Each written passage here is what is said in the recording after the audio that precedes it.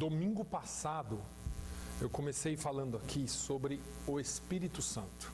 Aliás, às quartas-feiras nós estamos aprendendo um pouquinho mais sobre o Espírito Santo. E domingo passado eu comecei aqui o que pode talvez durar 1, 2, 3 domingos, porque eu não quero correr. Isso aqui já é pentecostal. Eu não quero correr. Eu quero que vocês aprendam. E queremos aprender juntos. Então, eu baseei o que eu estou ensinando em Efésios, no capítulo 5, no versículo 18, ou a partir do versículo 18, e vai lá até o capítulo 6 e o versículo 9. Nós lemos aqui domingo passado, eu não vou ler de novo, mas eu comecei falando sobre o versículo 18. Baseei aquilo que nós estamos falando, que Paulo disse: não vos embriagueis com vinho, onde há contenda ou dissolução, mas enchei-vos do Espírito. Então, esse é o tema da nossa palavra, do nosso estudo de hoje.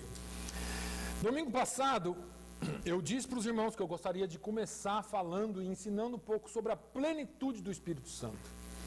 E para que nós aprendamos um pouquinho sobre a plenitude, sobre o pacote completo, vamos por assim, nós temos que responder algumas perguntas. E eu comecei a primeira pergunta o domingo passado, e talvez nós vamos terminá-la hoje, e depois a gente continua.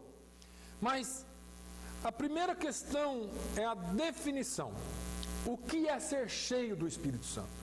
Porque Paulo fala: não vos embriagueis com vinho, onde há dissolução, ou em que há contenda, mas enchei-vos do Espírito. Tá, o que é ser cheio do Espírito Santo?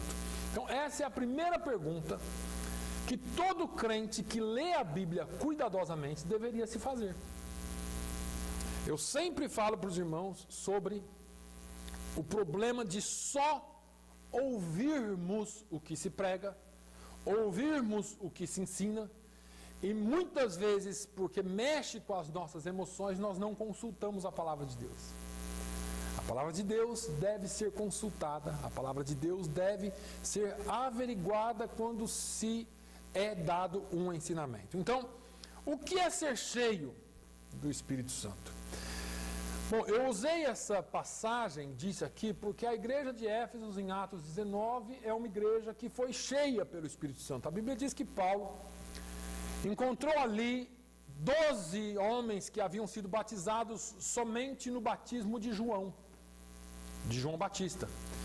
E Paulo impõe a mão sobre eles, eles recebem o Espírito Santo, falam em línguas e profetizam. E a Bíblia diz que, decorrente disso, houve um grande avivamento na cidade. Os magos os feiticeiros jogaram seus livros na praça, fizeram um montão, botaram fogo. Dei aqui evidências de que ali em Éfeso existia uma escola de magia, né? A evidência histórica e a evidência bíblica. Então, a Bíblia fala que pelas mãos de Paulo se fazia milagres extraordinários, e é a única vez no Novo Testamento que se usa essa expressão, milagres extraordinários, que Deus realmente derramou ali um grande mover do seu Espírito. Mais ou menos 5 anos depois, Paulo, preso, escreve uma carta a Éfesos, a carta aos Efésios. E Paulo chega no capítulo 5 agora e fala assim: não vos embriagueis com vinho, onde há dissolução, mas enchei-vos do Espírito Santo. Eu fiquei me perguntando por que é que Paulo ia dizer para uma igreja que experimentou o Espírito Santo num grande mover, se encher do Espírito Santo. Parece que é até uma forma, uma contradição, mas não é. Veja que Paulo, apesar da igreja de Éfeso ter experimentado uma grande efusão do Espírito Santo na sua vida, na sua criação, eu acredito que Paulo estava querendo dizer assim: olha, vocês experimentaram, tiveram uma experiência com o Espírito Santo, mas vocês têm que continuamente ser cheios pelo Espírito. E aí falei sobre aquilo que Paulo, ou que a Bíblia nos fala, aquilo que nós podemos tirar de lição daqui. Então, o que significa ser cheio do Espírito Santo? A primeira coisa que eu falei aqui para os irmãos é que nós precisamos entender que o Espírito Santo de Deus, quando Paulo se refere a ele, Paulo está falando da terceira pessoa da Trindade. Paulo não está falando de uma coisa, porque quando nós lemos a Bíblia, enchei-vos do Espírito, dá a impressão que nós somos um grande recipiente, que Deus derrama um líquido celestial sobre nós e nos enche, e não é isso. Algumas pessoas perderam a noção e pensam que podem manipular o Espírito Santo, embebedar os seus ternos com o Espírito, jogar no povo, dizer quem vai ser batizado, quem não vai ser, dizer quem vai falar línguas, quem não vai. E aí a igreja vive uma grande confusão, porque as pessoas ficam pensando assim: aquela igreja ali é melhor, porque ali um monte de gente fala língua e aqui não. Aquela ali é melhor porque lá tem profecia e nessa aqui não tem. E a gente cria uma confusão do que é ser cheio do Espírito Santo. Então, irmãos, esse negócio de pegar paletó e jogar, pegar na mão aqui e falar receba e jogar, o Espírito Santo não é uma bola de fogo, uma força, uma energia que Deus manda, e a pessoa que é espiritual, porque jejuou 40 dias, porque orou não sei quantas horas, tem o poder de manipular o Espírito Santo. Ele é Deus, ele vive em nós e ele marca presença todas as vezes que nós nos reunimos. A questão é, como ele vai agir é um problema dele. Até porque no Novo Testamento não diz quando é que ia ter cura. Eu não vi nenhum apóstolo falar assim: vem domingo que vem que haverá uma grande reunião de cura, um grande culto de avivamento. Irmão, não tinha isso na Bíblia, não tem isso na Bíblia. Não existe isso na Bíblia. O povo fazia uma coisa. Eles estavam em comum acordo na palavra de Deus e eles obedeciam à doutrina dos apóstolos. Quando você obedece à palavra de Deus, como em Atos 4, João e Pedro saem da prisão, é liberado da prisão, vocês não preguem mais aqui, vocês não façam mais isso aqui, porque senão vocês vão ser presos, vão apanhar. Pedro e João vão lá para casa onde estava tendo uma reunião de oração. Eles entram lá e começam a conversar com o povo, falam: isso aconteceu, isso não aconteceu, e aí eles começam a orar. E aí alguém levanta a voz e ora assim: Senhor, enquanto nós pregamos a Tua palavra, estenda os Teus braços, estenda as Tuas mãos e cura e opere milagres. A palavra era pregada com ousadia, a palavra era pregada com poder e Deus fazia os milagres. Agora, o que nós não podemos pensar é que algum de nós temos condições de manipular o Espírito Santo. Não, ele é Deus e sempre será a terceira pessoa da Trindade. Ele é o mesmo ontem, hoje, eternamente, não muda. E se tem alguém que pensa que pode dominar o Espírito Santo, está enganado, porque nós, como cristãos, é que precisamos ser dominados por ele. Então, eu falei isso aqui domingo passado, estou só recapitulando para você entender. Não existe nível espiritual em que eu e você alcancemos que nós possamos manipulá-lo. Eu jejuei 40 dias. Eu abri aqui o jejum de Daniel, 21 dias, e vou orar todo dia, e vou jejuar, e aí você vai ver fogo cair. Irmãos, pela misericórdia de Deus, Ele opera em nosso meio. Eu não estou dizendo que não é para você jejuar. Eu não estou dizendo para você não orar. Eu não estou dizendo para você não se consagrar. Eu estou dizendo para você que, a despeito de tudo isso, você pode fazer o que você quiser, você nunca terá controle sobre a ação do Espírito Santo. Você que tem que ser controlado por Ele. Aí, eu falei em segundo lugar que o Espírito de Deus é santo. Paulo fala, enchei-vos do Espírito.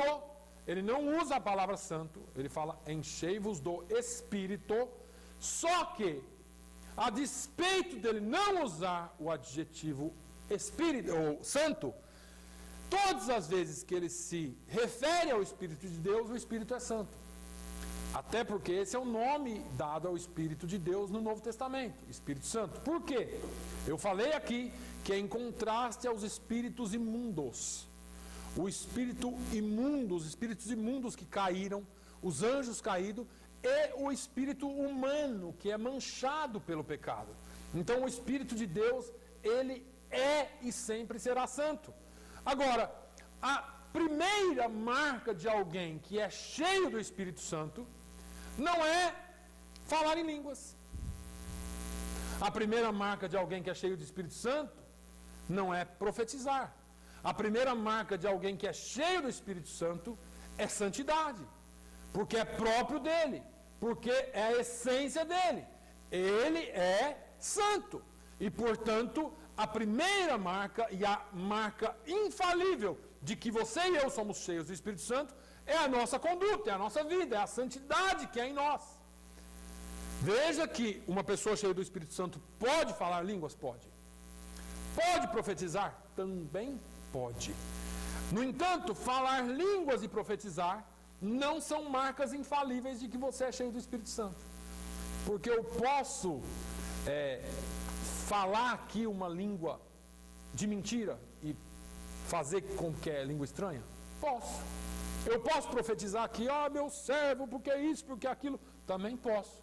Mas contra a minha conduta, contra a forma de eu viver, ou pela forma de eu viver, não tem dúvidas, não dá para ter dúvidas sobre a forma de eu viver. Eu posso enganar, irmãos, na minha fala, eu posso enganar na minha profecia, só que na minha forma de viver não há engano. Veja que Paulo escreve para Éfeso, porque Éfeso tinha experimentado a ação do Espírito Santo. Éfeso tinha vivido o mover do Espírito Santo. Mas Paulo escreve para Timóteo depois e fala assim, Timóteo, você vai ter que acertar umas coisas em Éfeso. Paulo havia deixado Timóteo em Éfeso. Falou, a igreja aí você vai ter que apontar líderes, você vai ter que cuidar de uma heresia que está se levantando aí.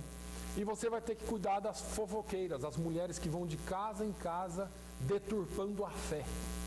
Olha, lê Timóteo. Paulo fala para Timóteo por causa da igreja de Éfeso. Então, veja, irmãos, que apesar de Éfeso ter vivido a efusão do Espírito Santo, apesar de Éfeso ter tido a grande experiência com o Espírito Santo, Paulo está falando com Timóteo porque precisava corrigir, porque a questão de falar em língua e profetizar não era o principal.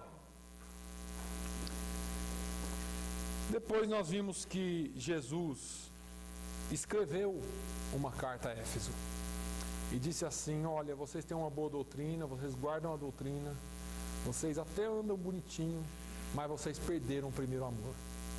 Volte ao primeiro amor. Lá no Apocalipse. Volta ao primeiro amor. Lembra-te de onde caíste e arrepende-te.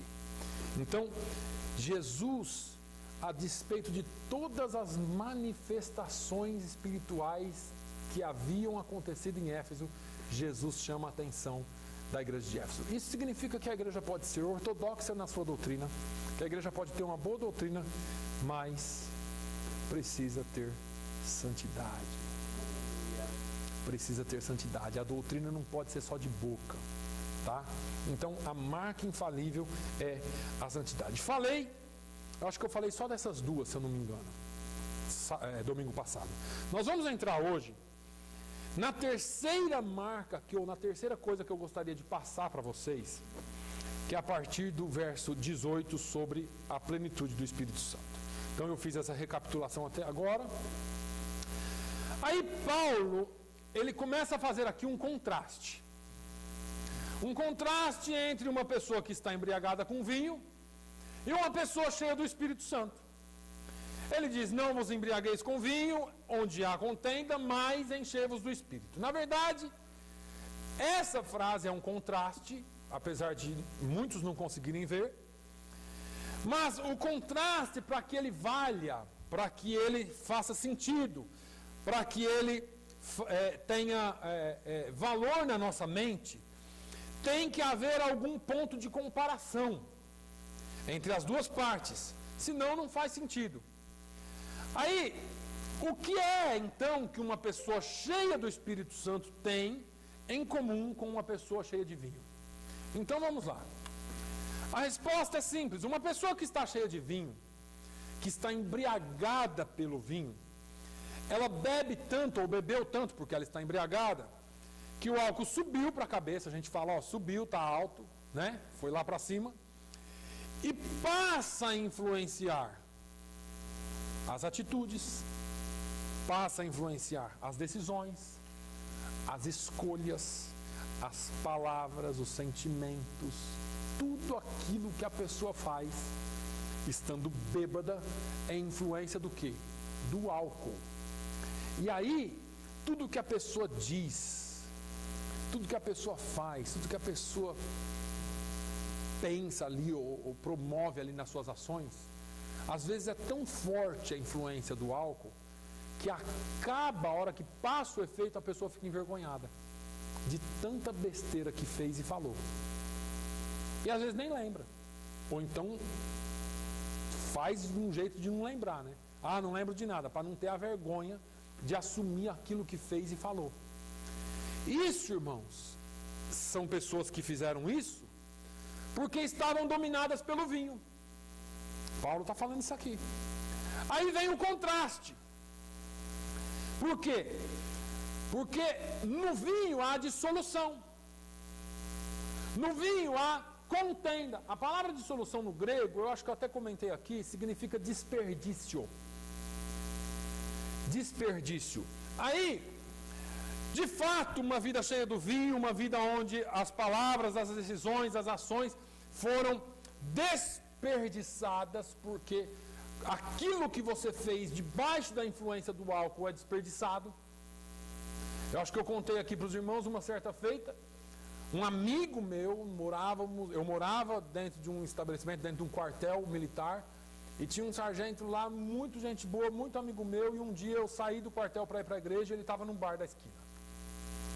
Aí eu fui passando, ele estava bêbado, estava de folga, acho que ele ia trabalhar, ele tinha saído do serviço naquele dia e nem tinha ido para casa, estava bêbado. Aí ele me viu, me chamou, falou um monte de coisa, de elogio, ah, você é meu amigo. Eu já vi que ele estava bêbado, né? Você não considera muito. Ele enfiou a mão no bolso e tirou um maço de dinheiro. Ó, isso aqui é para você. Eu falei, meu Deus, eu pego ou não pego? Aí na minha cabeça eu falei, eu vou pegar, porque se eu não pegar, ele vai dar para outro. E esse dinheiro vai sumir. Eu vou pegar, quando ele estiver bom eu devolvo. Peguei o dinheiro, guardei, fui para a igreja. No outro dia eu voltei, estava de serviço, ele estava de serviço também. E aí logo cedo já começou o burburinho lá, a fofoquinha de que o sargento fulano de tal tinha perdido todo o seu dinheiro. Era o dinheiro do salário dele, todinho. E aí eu, para não envergonhá-lo, eu peguei o dinheiro, fui até ele, chamei ele em particular, falei, ó, toma. Ele falou, você achou? Eu falei, não, você me deu. Eu te deu ontem à noite. Estava com a cara cheia lá no bar, me deu o dinheiro.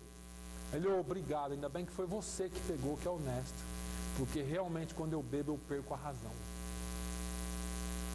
Olha o prejuízo que ele teria, a família dele teria, tudo por causa da bebida. Então as influências que a bebida traz são terríveis. Agora, é desperdício.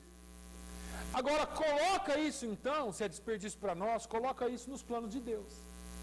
Onde que se encaixa o vinho com Deus? Fala para mim. Ah, pastor, mas tem vinho na Bíblia. Isso é outra história, a gente pode ensinar sobre isso um dia. Mas álcool não se encaixa com os planos e propósitos de Deus para a sua vida. Tá? Álcool não se encaixa. Então, se esse é o ponto de comparação, se vinho é esse desperdício, Significa que uma pessoa cheia do Espírito Santo vai estar de tal maneira controlada pelo Espírito de Deus, que seus pensamentos, suas palavras, suas ações, suas atitudes, suas obras, suas decisões, seus sentimentos, todos serão influenciados pelo Espírito de Deus. Isso nós não damos muita atenção, porque isso vai fazer toda a diferença na sua vida. Então, ser controlado pelo Espírito, ser cheio do Espírito, é ser de tal forma guiado por Ele, que aquilo que a gente faz, que aquilo que a gente diz, que aquilo que a gente sente, que aquilo que a gente escolhe, é de alguma forma influenciada pelo bendito Espírito Santo de Deus, em contraste com a minha e a sua natureza pecaminosa. Vou traduzir para você: aquilo que a sua natureza pecaminosa quer, aquilo que eu, como homem, quero, o Espírito Santo vem, entra na nossa vida e fala: a partir de agora quem dirige aqui sou eu, a partir de agora quem conduz aqui sou eu, a partir de agora o que faz você ser diferente é a ação poderosa do Espírito de Deus. É interessante que o contraste está na palavra dissolução, que em algumas traduções estão traduzidas como contenda, mas o original é dissolução, que é desperdício. Quanto mais cheia de álcool uma pessoa está, mais descontrolada ela é, mais ela vai dizer coisas que não convém, mais ela vai fazer coisas que não convém. Quanto mais cheia do Espírito Santo nós formos, mais proveito nós teremos, mais úteis nós seremos, mais domínio próprio nós teremos. Aliás, o domínio próprio é uma das características do fruto do Espírito. E nós esquecemos, né? Na igreja nós somos espirituais, lá na rua tem hora que eu tenho que me amarrar, irmãos. Eu tenho que me amarrar de tão bravo que eu fico. E não tenho vergonha nenhuma de falar isso aqui. E não é porque eu sou descontrolado, eu controlo. Eu peço para o Espírito Santo me ajudar. Tem hora que eu fico nervoso com alguma coisa e tenho que me colocar debaixo de submissão. Paulo falou: eu trago o meu corpo sob submissão, sob controle, para que pregando aos outros eu não venha de alguma forma ser reprovado. O crente não pode ser crente só na igreja. Você pode ficar bravo como for lá, se controla, pede ajuda do Espírito Santo, cuide do seu testemunho, porque senão tudo que você disser depois vai por água abaixo, porque o que vale é o seu testemunho e não o que você diz. Aí, quanto mais cheios do Espírito Santo nós formos, mais domínio próprio, mais moderação, mais sobriedade nós vamos ter. E é esse ponto que é muito importante, porque em nome do Espírito Santo as pessoas fazem as coisas mais estranhas hoje em dia. Eu falei aqui domingo passado, eu só não trago um vídeo aqui porque é dissolução, é perda de tempo. Eu podia, acho que numa hora de folga a gente vem aqui só para ver o vídeo, que aí não perde tempo do culto, né? Eu mostrar o vídeo é um tempo que eu posso estar pregando, então não mostro. Aí você pode ver na sua casa. É tanta perda de tempo para muita gente, para muitas igrejas, para um determinado setor evangélico. Quanto mais estranho, mais espiritual. E eu não sei, irmãos, eu falo isso sem nenhum medo, tá? E não é uma crítica no geral, porque eu não quero dizer que uma pessoa cheia do Espírito Santo não possa ter emoções, não possa falar línguas, não possa profetizar, mas o que eu estou dizendo é que existe um controle, existe um domínio próprio. Deus pode me tomar aqui para falar com você, ou Deus pode me dar uma palavra para dar para você, e eu vou segurar até depois do culto e falar com você. Ou eu posso fazer um barulhão aqui, derrubar tudo isso aqui em cima e ir até você entregar a mensagem. Eu decido como vou fazer, com raríssimas exceções. Já falei aqui para os irmãos de Jonas, né? Não vou, Senhor. Vai sim. Então, nós temos que ter Domínio próprio. Domínio próprio. Deus, irmãos, não vai de maneira nenhuma te envergonhar. Por que Deus ia te fazer passar pelo ridículo? São manifestações que me deixam envergonhado só de ver. Vai no YouTube. Aliás, não perca seu tempo, né? Dá uma olhada nesses tipos de vídeo. Tem um vídeo que eu vi esses dias no YouTube. Numa determinada igreja, o Espírito Santo desceu. Não sei se era o Espírito Santo, eles dizem que sim, mas um Espírito desceu lá. E um obreiro da igreja escalou um pilar da igreja, mais alto que esse. Aí eu fiquei pensando, falando assim, por que é que o Espírito Santo faria isso? Não, me fala o motivo. Qual é o motivo de alguém cheio do Espírito Santo sair escalando, né? Eu ia falar climbing. Escalando que nem macaco. Cheio do Espírito, de algum Espírito. Agora, o Espírito Santo, ele não faz esse papel ridículo na vida das pessoas. Tá? Você vai ver as pessoas fazendo coisas, tudo em nome de estar debaixo do poder do Espírito Santo, que é uma loucura. Eu não estou falando de coisas sérias, eu estou falando de coisas que são ridículas. Veja que tem gente se comportando como animal, ou como animais. Tem gente que dá salto mortal, gente que roda feito peão, gente que ri, cai, dança sem parar, faz loucura, faz aviãozinho, piruleta, cambalhota, planta bananeira. A pergunta que eu quero que você pense é o seguinte: como é que essas manifestações estranhas, cheias de bizarrices, batem, se encaixam com o que nós lemos na palavra de Deus? Veja bem, o Espírito Santo não é doido. Não é louco. Ele fala uma coisa na palavra de Deus e a gente vê outra coisa acontecendo e acha que é dele. Se ele fala que vai agir de uma forma, por que é que nós acreditamos que seria ele agindo se o negócio é totalmente bizarro? Eu vi um outro vídeo essa semana na internet que me mandam, vem pro meu e-mail, eu clico lá no link e às vezes é de pessoa conhecida eu assisto, até por honra aos amigos. Abri, tava lá umas pessoas caídas no chão. Você vê literalmente que estão possessas por alguma coisa que não é o Espírito Santo, e eu falo isso aqui com toda certeza, baseado na palavra de Deus. Outros com as mãos para trás, dançando, como se fosse um terreiro de umbanda, ou de macumba, ou de sei lá do que, como se aquilo fosse o Espírito Santo. Só que essas pessoas saem dali cheias desse Espírito e vão lá fora mentir. E vão lá fora não pagar suas dívidas. E vão lá fora dar mau testemunho ao Evangelho. Mas aqui dentro são cheios do Espírito. Aqui não, graças a Deus, que se tiver um desse eu desço e repreendo no nome de Jesus. Então cuidado com as manifestações espirituais na sua vida. Eu estou ensinando aqui para que você aprenda que o Espírito Santo de Deus é santo e não causa confusão. Então, não bate, porque se o Espírito Santo de Deus traz domínio próprio e está totalmente oposto a uma pessoa bêbada, essas atitudes de bêbados não se encaixam com o Espírito Santo, porque é o oposto.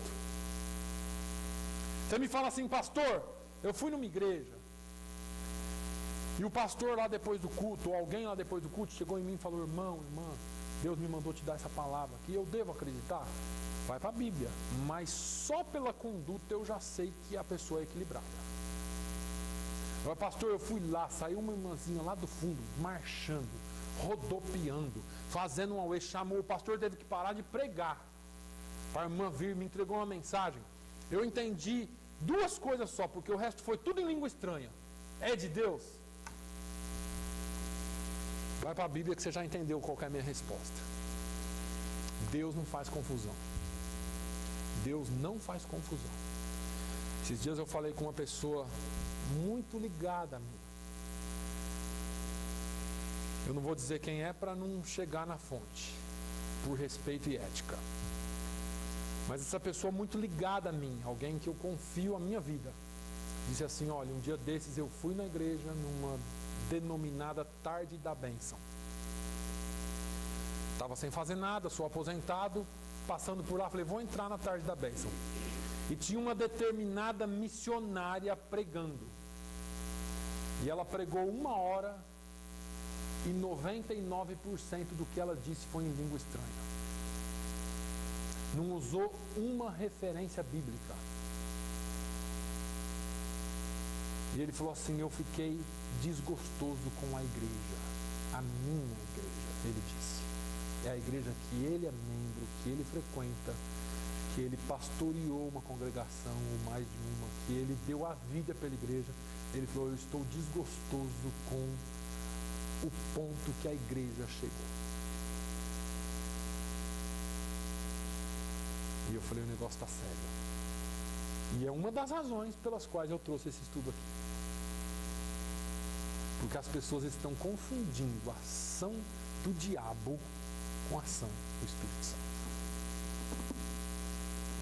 Deus não manda um pregador aqui para falar numa língua que você e nem ninguém entende. Porque a palavra dele tem que ser pregada, tem que ser compreendida, irmãos. Tem que haver compreensão da palavra, não é só emoção, pelo amor de Deus. Então, só para eu terminar esse tópico aqui, para vocês entenderem. Existe uma outra coisa que é importante dizer, que eu acho que vai poder nos ajudar no nosso discernimento espiritual. Como nós estamos tentando entender o que é ser cheio do Espírito Santo, você precisa lembrar que essa carta ela foi escrita pelo apóstolo Paulo a uma igreja que experimentou o recebimento forte do Espírito Santo. A Bíblia deixa claro que foi a ação do Espírito Santo. Que eles falaram em línguas, profetizaram e houve um grande avivamento. Então isso não tem... Vocês sabem que, se vocês não sabem, vocês vão aprender hoje. Quando Paulo escreveu essa carta, ele estava preso. E da prisão ele escreveu várias cartas. Quando ele escreveu a carta aos Efésios, logo em seguida ele escreveu também a carta gêmea, a carta de uma igreja irmã, bem parecida, a carta aos Colossenses. E aí, a carta aos Colossenses, quando você faz uma primeira vista nela toda, dá a impressão, à primeira vista, que é a mesma carta reduzida. Algumas pessoas chegaram até a pensar que Colossenses fosse um resumo de Efésios, que Paulo fez e mandou para os Colossenses. Não é. Quando você vai mais fundo, você vai ter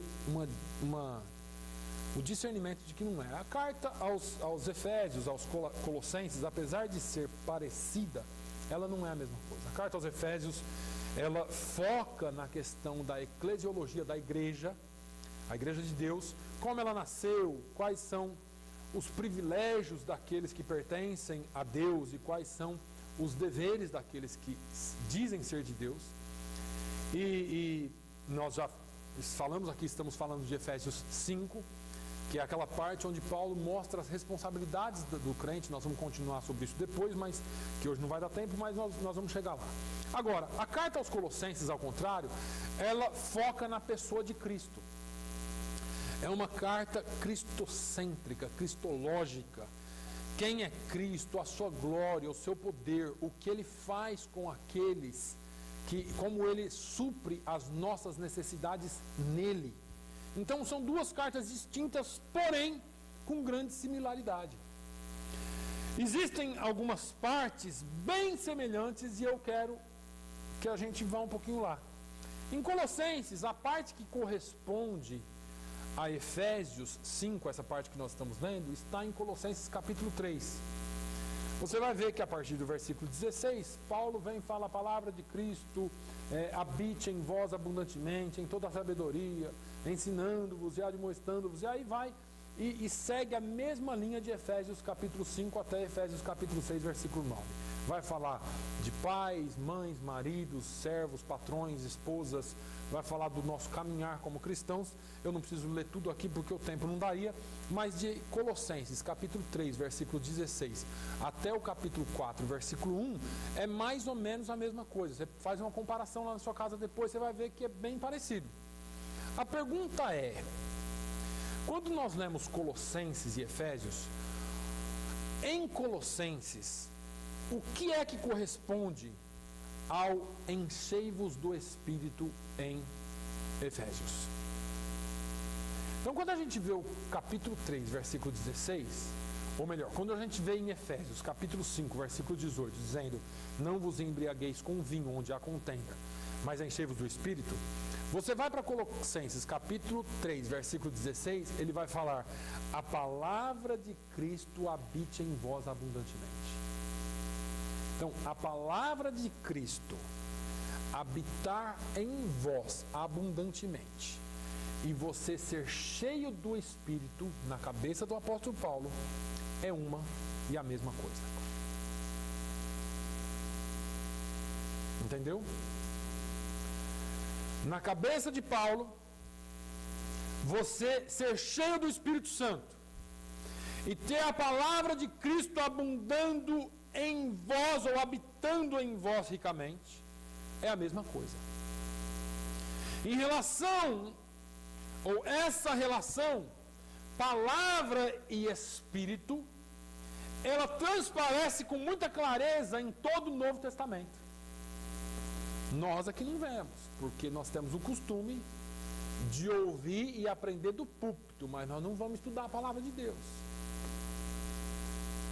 Então, quando alguém pega aqui e fala assim: receba aí o Espírito Santo, joga em você, você pega. Porque, afinal de contas, na cabeça desse pastor, desse pregador que está jogando o Espírito Santo, ele tem poder para pegar o Espírito Santo e jogar em alguém. E eu não sei como que eu vou fazer isso com Deus, porque o Espírito Santo é Deus. Vocês entenderam? Não dá para fazer isso. Como é que eu sou cheio do Espírito Santo? Quando eu sou cheio da palavra de Deus. Quando eu sou cheio, irmãos, eu falo, pega, me mostra aqui no Novo Testamento um culto que o apóstolo marcou e falou assim: ó, vai cair poder, vai cair. Não tem. Eu não estou dizendo que não caía. Por que caía? Por causa da obediência.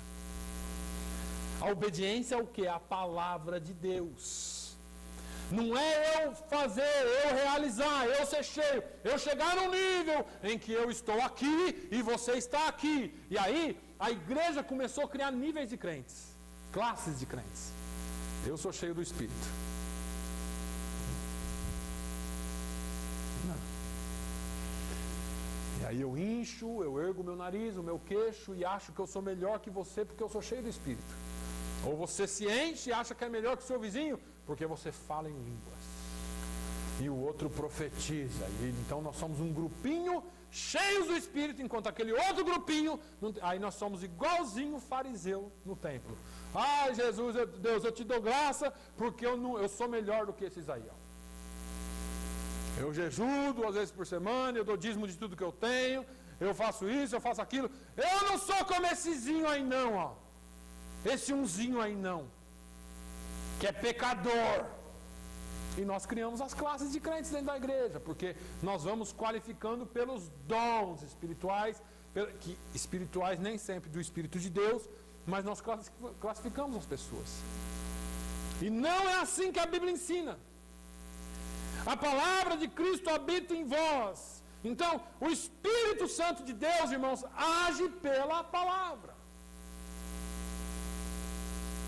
Se você não sabe, a Bíblia foi escrita por mais de 40 autores, num período de mais de 1.500 anos, num espaço de tempo de mais de 1.500 anos, em diversos continentes, diversos países diferentes, e ela se encaixa perfeitamente porque ela foi inspirada pelo Espírito Santo de Deus. Eu não vejo um Espírito trabalhando em mais de 40 escritores, por 1.500 anos, desculpa, não é 1.500 anos não, 150 anos, eu sabia que tinha um zero para mais aí. Por tanto tempo, em vários lugares do mundo, para encaixar todas as peças aqui, para depois ele vir aqui e falar para você que você tem que plantar bananeira, se aqui não está. Então é doideira esse negócio. O Espírito é doido. Não é. Ele já deixou aqui a palavra dele. Podemos emoções, podemos expressar diferentes formas de louvor, de gratidão, de adoração, mas dentro de uma coisa chamada fruto do Espírito. E envolve domínio próprio. Então, quando Paulo fala aqui a palavra de Cristo, ele está se referindo, claro, a tudo aquilo que era conhecido como palavra de Deus naquela época. A palavra de Deus conhecida. Para Paulo, você ser cheio desta palavra, ter habitando essa palavra ricamente em você, e aqui toda a Escritura conhecida, é a mesma coisa que você ser cheio do Espírito Santo. Nós não podemos separar essas duas coisas. E aqui eu vou dar uma aula de história para vocês rapidinho, nesses 10 minutos aqui, porque o Espírito Santo nos transforma pela palavra, ele nos santifica pela palavra, ele nos guia, ele nos controla através da palavra. E essa foi uma das grandes descobertas da Reforma Protestante, 500 anos atrás. Por quê? Porque a Igreja Católica, e eu vou falar da Igreja Católica sem criticismo, mas entenda uma coisa, naquela época a igreja era uma só. Ela se tornou a Igreja Romana, houve a separação, o protestantismo veio, a Reforma Protestante veio, mas então eu vou usar o nome Igreja Católica, mas não é crítica, é só história. A Igreja Católica, ela havia quebrado a distinção, porque ela continuou a acreditar numa coisa chamada revelação progressiva. E isso é histórico, isso não sou eu que estou inventando e nem falando mal. Nós vamos aprender um pouquinho de história para você entender o que aconteceu. A revelação progressiva, todos os dogmas católicos da Idade Média, como a virgindade perpétua de Maria, que eles creem que Maria é virgem até hoje, e a mais recente, nos anos 50, quando algum papa que instituiu que a Maria tinha assunto, ou subido ao céu, ascendido ao céu como Jesus. Então, isso se tornou uma doutrina dentro da Igreja Católica, que a Maria ela não morreu e foi sepultada, ela subiu ao céu como Jesus subiu. A doutrina do purgatório, a doutrina dos santos e outras doutrinas que foram surgindo depois. Tudo isso era porque a Igreja Católica acreditava que Deus continuava a dar suas revelações, que o Espírito continuava a falar, independentemente da palavra escrita. Entenda isso. Entenda isso. É como se fosse uma revelação paralela à Bíblia. Então existe a Bíblia, mas eu continuo tendo revelações adicionais, além da Bíblia. Então, eles quebram com isso a ligação espírito e palavra. Aí, veja bem, a Reforma Protestante veio com uma ênfase fortíssima, chamado solo scriptura, que nada mais é do que somente as Escrituras, ou Escrituras somente. Ou seja, Deus nos fala, o Espírito Santo nos fala, nos santifica, nos guia, nos abençoa através da Escritura. E eu vou fazer uma relação aqui para não deixar a sua cabeça confusa. Eu sei que tem gente pensando assim, pastor, e profecia? É de Deus? Calma aí, vamos aprender aqui agora, através da Bíblia, rapidinho. Não quer dizer que nos dias de hoje o Espírito Santo não nos guie pela providência. Existe a providência de Deus, na qual o Espírito Santo nos fala. No entanto, a providência de Deus, quando o Espírito Santo nos fala, tem que ser justificada e sempre será julgada à luz das Escrituras. Aí você tira as dúvidas. Então vamos lá. Tem alguém solteiro aqui? Não tem uma mulher solteira aqui. Não está aqui hoje. Mas tudo bem, se tivesse. A irmãzinha está doida de vontade de casar. Quer casar e começou a orar, e começou a buscar Deus, e jejuar, e consagrar.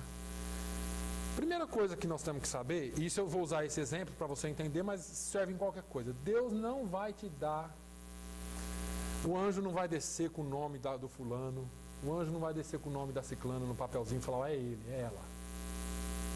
Não vai. Tá? Então, você tem que entender que Deus não vai te dar nomes. Aí, mas você está orando, você é guiado pela providência. Aí um dia, lá na igreja, surge o varão perfeito. O cara bonito, charmoso, cheiroso, alinhado, atlético, olho verde, moreno, né? O sonho das irmãs. E muito gentil com ela. Só tem um probleminha, um detalhezinho, ele é casado. O Espírito Santo não vai vir falar para você, não é esse. O Espírito Santo já revelou isso. A palavra de Deus diz lá em Êxodo capítulo 20, não cometerás adultério, ou não adulterarás. É só você ir para a palavra. É só você ver que Deus não bagunça as coisas. Só pode ser o Espírito Santo trouxe esse varão para mim. Não trouxe. Não trouxe. O varão foi lá porque ele foi visitar a igreja. Não tem nada a ver com você. Deus não faz confusão, irmãos. Ah, pastor, mas isso. Olha, Deus está abrindo uma porta para mim, pastor. Nossa, o negócio é bom demais. É tão bom que parece até ser mentira. Então, cuidado. Não, pastor, o negócio é de ouro, é da China. Só vai ter um negocinho aqui errado, mas... Então, eu não preciso falar que não é de Deus. Se você vai ter que adulterar um documentozinho, se você vai ter que fazer uma gambiarrazinha, se você vai ter que dar um chapéuzinho em alguém para conseguir essa bênção do Espírito Santo, sai que é do diabo. Pode ser o melhor negócio do mundo, você vai perder e feio, materialmente e espiritualmente. Faz um negócio. Deus trabalha e faz milagres na prudência. Deus faz milagres na sua palavra. Você não precisa. Pode vir qualquer profeta falar, não, é de Deus, é bênção, vai acontecer. Se tiver alguma coisinha errada, põe no molho lá e deixa lá, porque se for de Deus, ele vai corrigir primeiro antes de te dar. Que Deus não dá ninguém, nada aleijado para ninguém. Então vamos lá.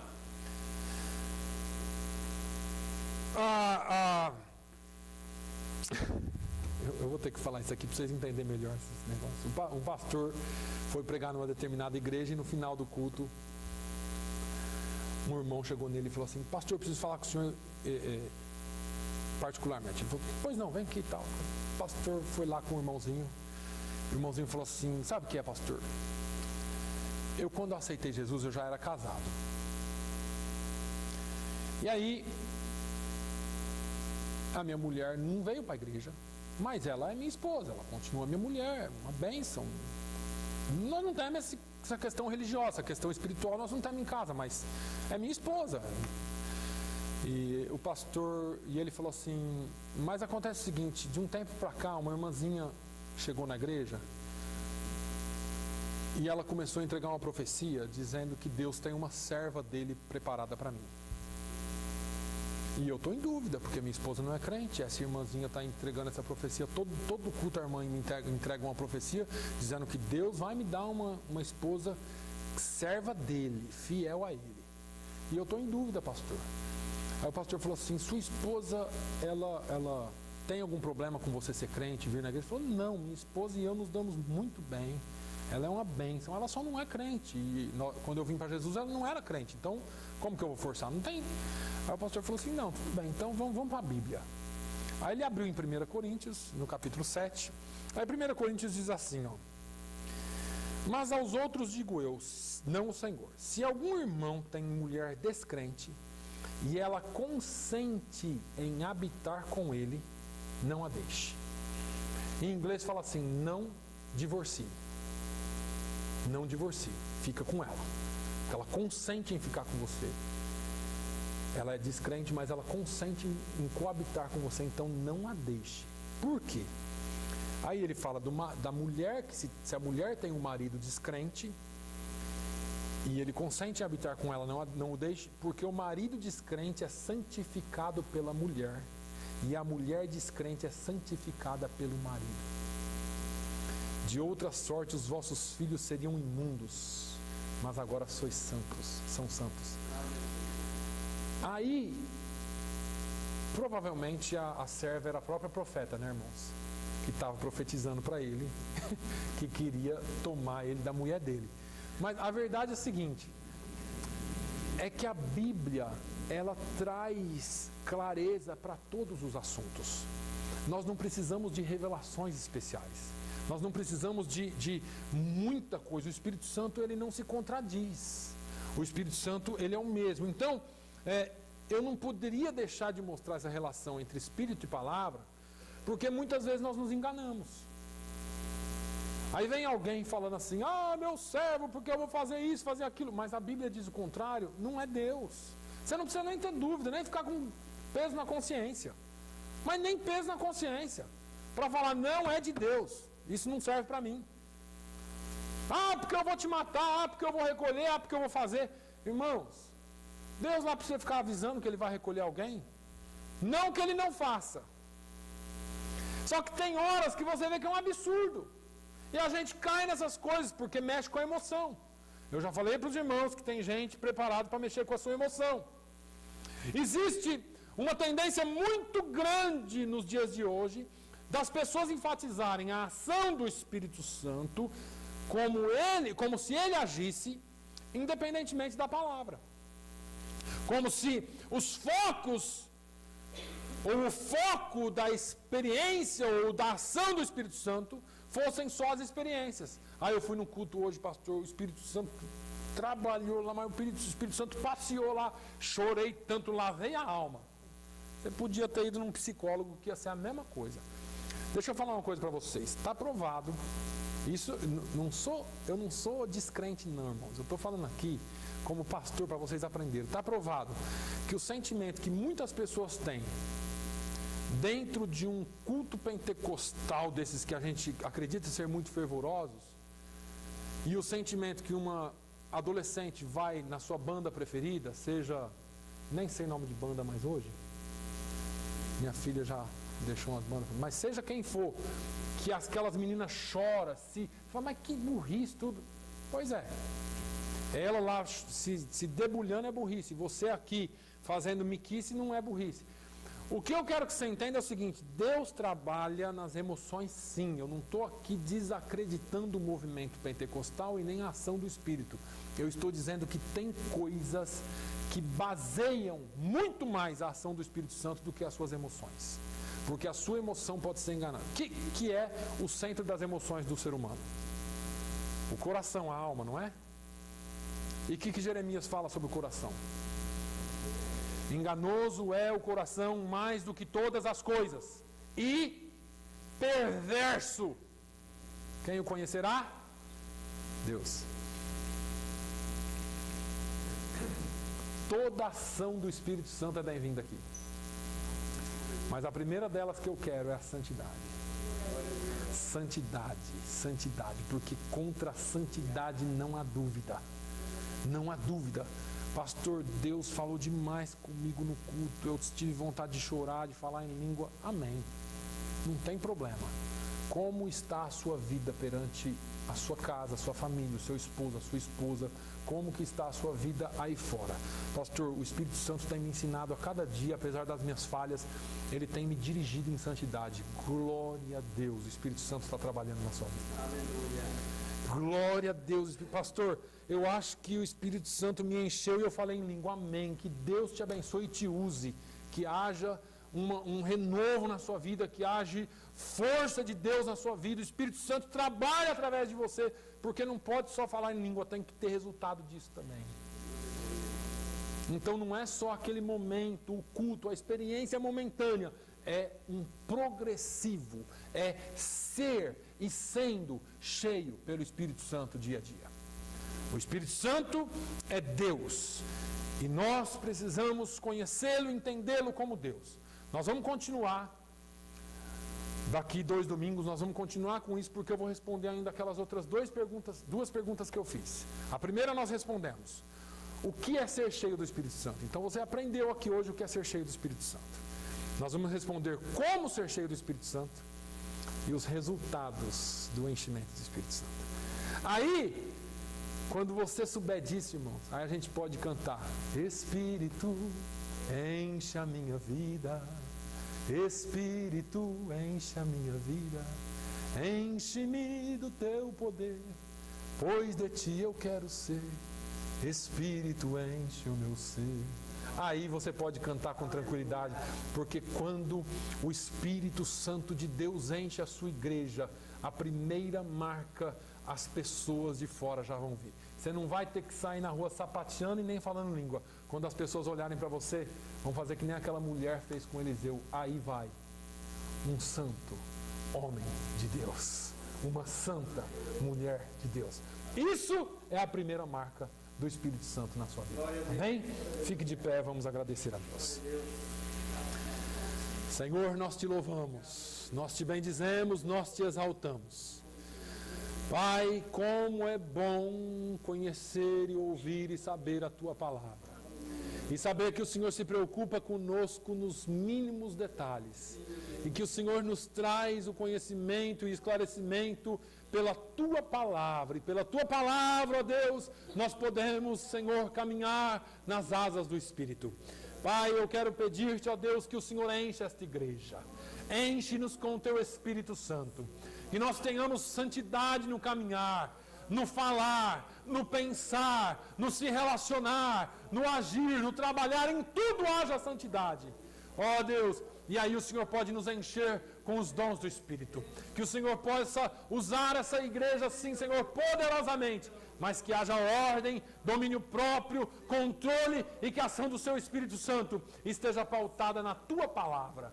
Pai, no nome de Jesus, continue o Teu trabalhar em nós, salvando vidas, trazendo vidas para o Teu reino e dando-nos, Senhor, a Tua paz. Pai, dê-nos uma semana abençoada, debaixo da Tua presença, e que nós possamos glorificar o Teu nome sempre, em nome de Jesus. Amém. Que o amor de Deus, a graça do nosso Senhor e Salvador Jesus Cristo, a comunhão e a consolação do Espírito Santo de Deus, seja sobre todo o seu povo, hoje e sempre, todos dizem... Amém. Glória a Deus.